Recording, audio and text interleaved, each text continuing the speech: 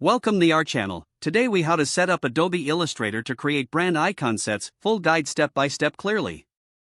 Open Adobe Illustrator and create a new document. Set your artboard size according to your design needs. Select a color mode suitable for your project. RGB is ideal for digital icons, while CMYK is best for print. Familiarize yourself with the workspace layout and essential tools. Use the rectangle tool to create a frame for your icons. Maintain consistent dimensions across all icons for a cohesive look.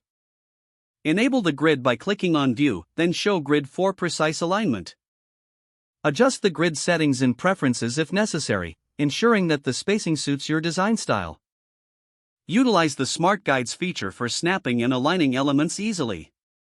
Define a color palette for your brand by opening the Swatches panel. Create custom swatches by selecting colors and saving them for easy access. Consider using a consistent stroke width for outlines to maintain uniformity. Select the pen tool to craft custom shapes and create unique icon designs. Experiment with geometric shapes for quick and recognizable icons. Utilize the Pathfinder tool to combine shapes for more complex designs. Group related elements together to keep your work. Use layers to separate each icon, making it easier to edit as needed. Add details to your icons with the brush tool or additional shapes.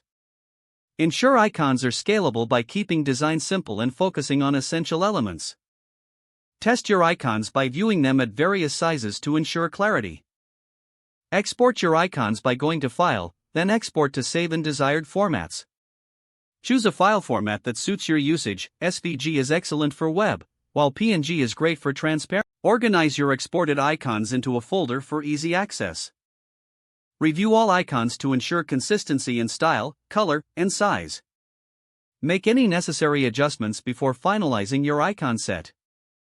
If the page does not load, refresh the browser or try again in a private or incognito window.